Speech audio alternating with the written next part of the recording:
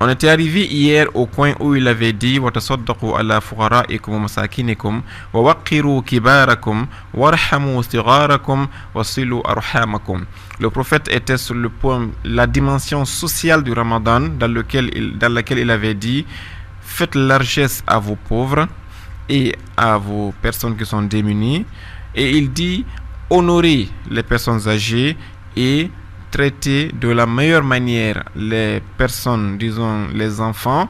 Et il avait dit: tisser les liens de fraternité, tisser les liens d'amitié, c'est-à-dire que rendez-vous visite, appelez-vous, même si c'est au téléphone, écrivez-vous afin que vous soyez toujours en contact et tisser les liens de fraternité. Hier, on s'est limité à ce passage et aujourd'hui, le prophète nous donne une autre dimension du Ramadan.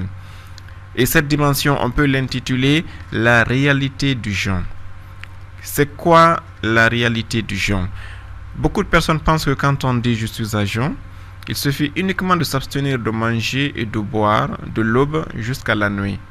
Malheureusement, cette conception du jeûne est une conception erronée dont le prophète en personne nous met en garde ici. Il dit de façon très très sage, nous viendrons sur les hadiths qui sont vraiment très rigoureux. Ici, il le dit de façon très sage. Il dit: wahfadhu al-sinatakum wa gaddu amma la yahillu an-nazara ilayhi absarakum.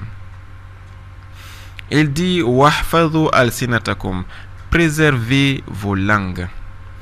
La langue que tu as, la langue que le fidèle a, est une arme à double tranchant. Soit nous la maîtrisons et elle nous mène au paradis, soit elle nous contrôle et elle nous mène en enfer. L'imam Ali alayhi salam a dit que ta langue est un lion. Si tu ne le domptes pas, si tu ne le maîtrises pas, c'est ce lion-là qui va te dévorer et te déchiqueter.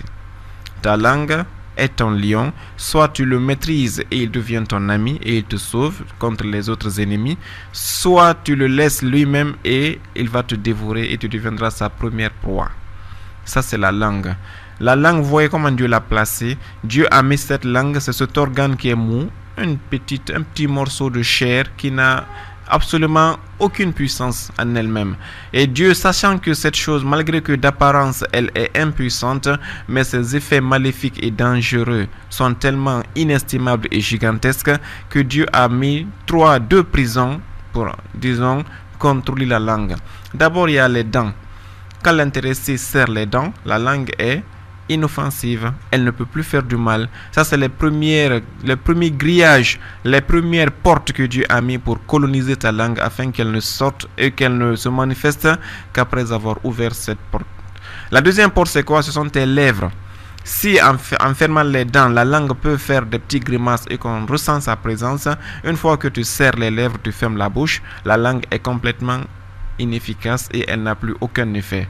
Dieu a mis ces deux barrages afin que toi tu détiens la clé de l'utilisation de ta langue. C'est toi qui dois savoir à quel moment ouvrir ces deux portes afin de laisser à la langue ce qu'on appelle la latitude de s'exprimer. Mais si l'intéressé la laisse toujours dehors, toujours parler, l'intéressé finira par avoir des problèmes. Cette langue, comme on le sait, c'est par elle que la personne fait ce qu'on appelle le mensonge. C'est par cette langue que la personne fait ce qu'on appelle la médisance.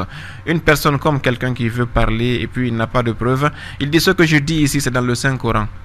Alors qu'il sait pertinemment que ce n'est pas dans le Saint-Coran, cette personne a menti sur Dieu. Et qu'est-ce que le Saint-Coran dit?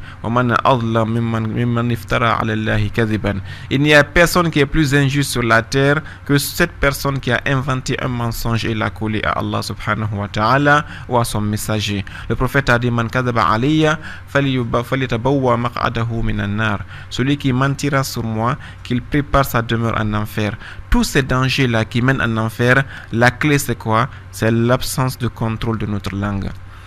Et de façon concrète, comme nous sommes dans le mois de Ramadan, un jour le prophète Mohammed sallallahu alayhi wa sallam était en train de se déplacer dans la ville de Médine et soudain il entend une femme crier dans une maison. Il vient, il salue, il entre et puis il dit: donnez à cette femme à manger.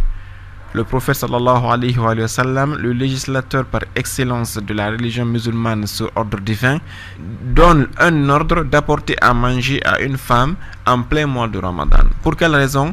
La femme dit, mais messager de Dieu, mais je suis à jeun, pourquoi est-ce que vous ordonnez à ce qu'on me donne à manger? Le prophète a dit, tu viens d'insulter ton voisin, tu viens de lancer de mauvaises paroles face à ton prochain, et ça, avec ce comportement, le jeûne ne t'est absolument d'aucune utilité. La dame a compris par ici, et tous les musulmans ont compris, que les injures gâtent le jeûne. Le prophète, de façon claire, il a dit quelque part, il a dit, man irtaba musliman ou muslimatan la yaqbalu Allahu salatahu ou siyamahu 40 yawman. Un hadith qui est authentique et qui est très dangereux.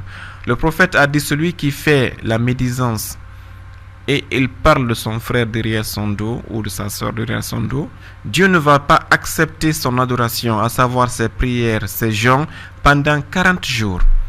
Imaginez que nous sommes dans le mois de Ramadan et que de façon, disons, volontaire, je parle de quelqu'un aujourd'hui derrière son dos, je parle de lui, je médis la personne, le reste de mon Ramadan est déjà annulé. Le prophète a dit, tu ne seras pardonné qu'à une seule condition, à condition que la personne à qui tu as fait du tort te pardonne. La personne que tu as médite doit vraiment être conscient que tu as fait médisance à son encontre et qu'elle te pardonne. C'est là que ton dossier sera réouvert et que ton Ramadan sera accepté. Wahfadhu al-sinatakum, préservez vos langues, car cette langue, quand on ne la préserve pas, elle nous mène droit en enfer et que Dieu nous en protège. Et il dit encore deuxièmement, waghaddu amma la yahillu an-nazar ilayhi absarakum. Le prophète dit, si tu sais que ceci est interdit et qu'on ne doit pas regarder, baisse tes yeux, ne regarde pas. Autrement dit, toi tu es en jeûne et que tu te permets de regarder les filles qui passent dans la rue, tu te permets de regarder des scènes interdites dans ton téléphone, à la télévision, un peu partout, le prophète te dit que tu es en train de gâter ton jeûne sans le savoir. Et parfois même tu le sais car tu sais que c'est interdit. Le prophète te dit, il donne un ordre, il dit tout ce qui est illicite à regarder, baissez le regard, ne regardez pas. Et ici, sachant que ses yeux sont des caméras, tout ce que tu regardes dans ce moment, même si tu es seul chez toi, sache que c'est capté et c'est enregistré dans ton cerveau et qu'à la fin du monde, ce film-là, tout le monde le regardera avec toi devant le prophète et toute l'humanité. Et donc ici, le prophète te dit, tout ce qui n'est pas licite à regarder, ne le regarde pas. Et sachant que ça, ce qu'on appelle le jeûne des yeux. Le jeûne, c'est pas seulement le jeûne du ventre. Il y a le jeûne, ce qu'on a entendu de la langue, donc s'abstenir de mentir, de faire la médisance. Mais il y a le jeûne des yeux aussi, à savoir le fait de préserver tes yeux de tout ce qui est interdit de regarder. Et le prophète continue en disant, wa amma la yahillu al-istima' ilayhi asma'akum. Il dit aussi, tout ce qui est interdit d'écouter, fermez vos oreilles et ne l'écoutez pas durant la journée de Ramadan. Tu sais que dans ce kiosque où tu passes la journée, les gens ne passent leur temps qu'à mentir sur les gens, à insulter, à parler derrière le dos des gens.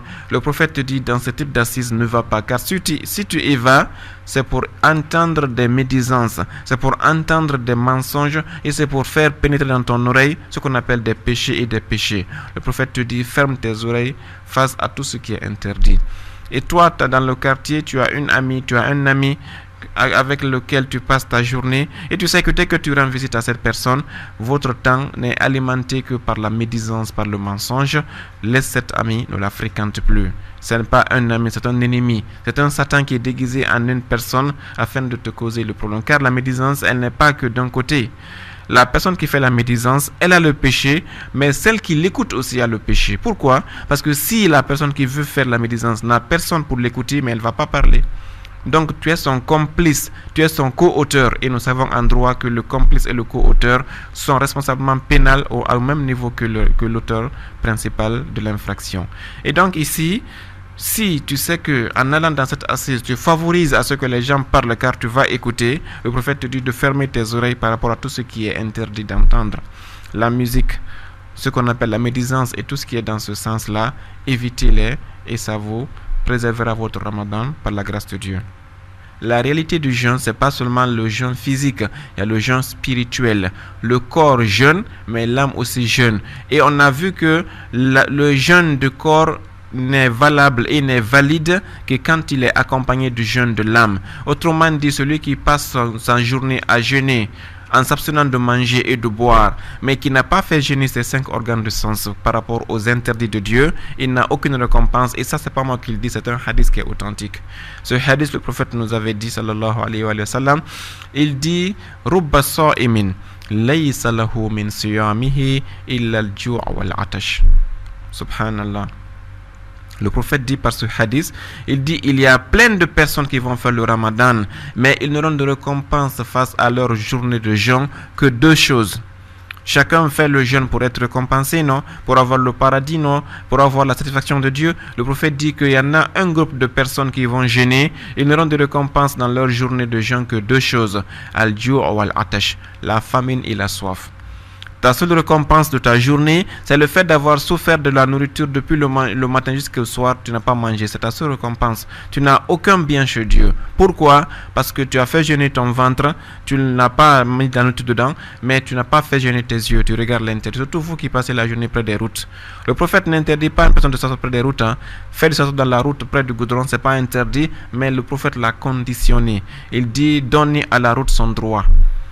Et il dit, vous qui êtes des commerçants, vous qui passez les journées au bord des rues, c'est pas interdit, mais si vous y allez, donnez à la route son droit. Mais ils disent au prophète, mais c'est quoi le droit de la route?